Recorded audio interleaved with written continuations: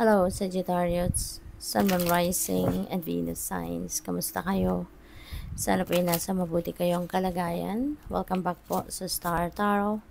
At kung bago kayo dito, welcome din po kayo. Please subscribe, like, share my videos, and leave me a comment po kung kayo ay nakaresonate. Thank you.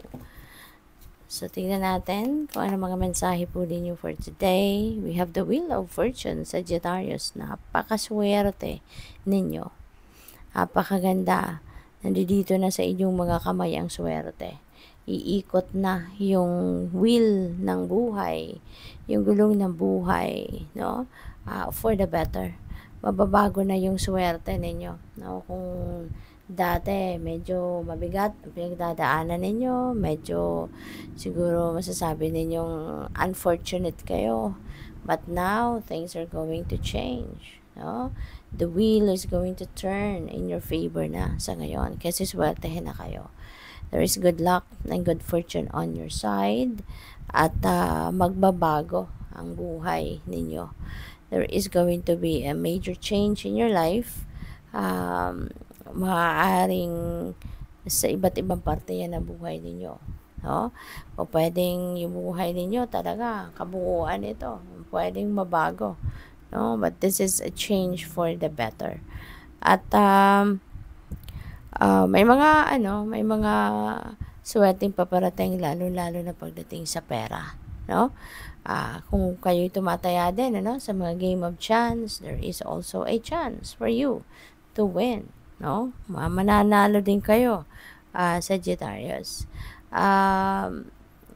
Depende, no? Depende sa inyong sitwasyon kasi iba-iba tayo ng path na dinadaanan dito. And you need also to align yourself, no, with this energy para na sa gayon ma-attract ninyo yung swerteng ito, ma-attract ninyo yung positibong mga pagbabago na ito. Okay? Kasi remember na kung positive thinker kayo, so syempre ang maa-attract ninyo is mga magagandang sitwasyon, mga positibong sitwasyon. But kung kayo ay negative thinker, diba? So of course, ang maa-attract din ninyong mga sitwasyon, bagay, pangyayari, negatibo din, diba? Kasi like attracts like nga. So what else? We have the devil. Ayan. So maybe you are dealing with a Capricorn sa ngayon because this is a Capricorn person. And this is negative energy as well, no? Sagittarius. Kasi baka meron ditong codependency, baka ang iba sa inyo rito attached, no? Doon sa mga unhealthy attachments tulad ng obsession, addiction, diba? Pwedeng yung addiction kasi very broad, no? Very broad, madaming bagay ang pwedeng maging addicted ka, no? Yung hindi mo na makontrol ang sarili mo, diba? Kaya nga unhealthy attachment.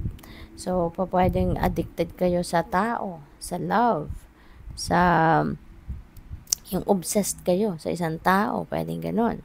Pwedeng sa pera, pwedeng addicted kayo sa alak, sa yosi, addicted kayo sa shopping. No, it could be anything, but that is negative energy. No, kasi parang hindi mo na makontrol ang sarili mo doon sa attachment na yon. Parang kasi convenient na sa iyo yon, no? Convenient ka na sa ganung ginagawa mo. So when you are thinking na aalisin mo yung sarili mo from that, parang nagkakaroon ka ng ng mga worries, na uneasy ka, yung ganon, no? Kaya negative energy. So that's going to sabotage, no, this wheel of fortune. Kailangan tanggalin natin anything, no, na negative energy sa buhay natin para mai-align natin ang sarili natin to this wheel of fortune. Okay? We need to surround ourselves with positive energy. Wow, Ten of Cups, beautiful. Napakaganda. This is happy family, diba? Saya ng mga bata, silang mag-asawa, diba? Sobrang ganda.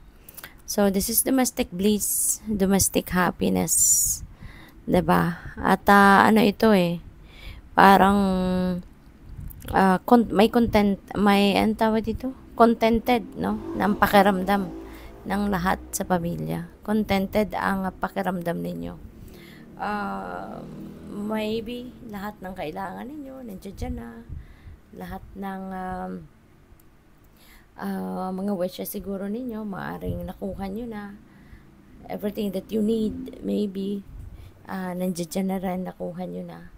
Kaya masaya ang lahat, no?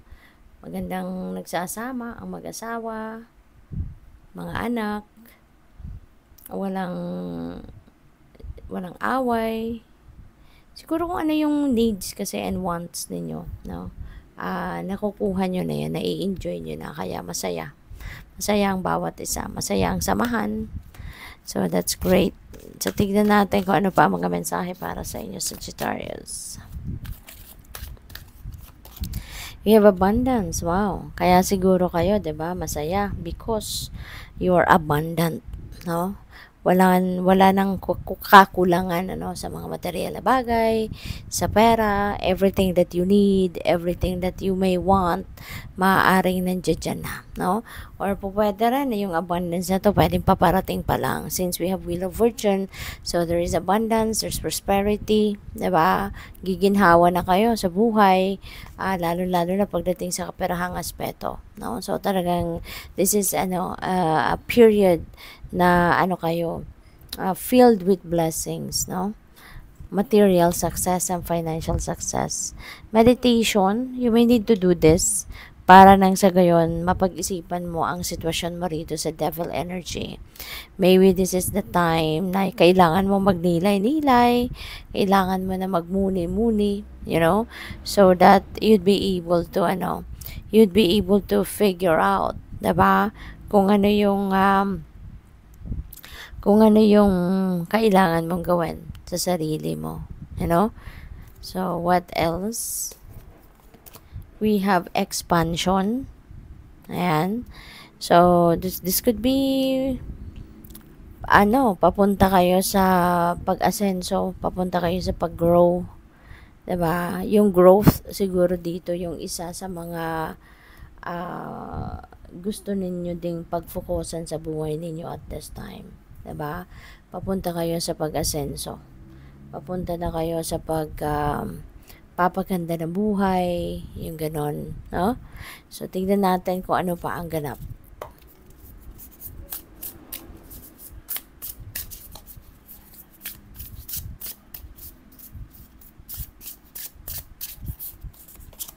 So, you have accept and receive. Ayan. So, maaari, Sagittarius, that baka meron kayong dinadasal. Maybe you are asking for help. Maybe you're asking for guidance, for anything, na siguro anything na nire-request niyo sa Divine Universe. So, there is maybe meron ng mga kunyari, tao na nagre-reach out siguro sa'yo, 'di ba? And maybe nagre-reach out to help you, nagre-reach out to give you a hand, 'di ba, sa kung ano ang inyong kailangan. And learn to accept, and receive the help from other people. Kasi lalo na kung nagdadasal kayo sa universe to help you in any situation, diba? And always remember that the universe is helping us through other people.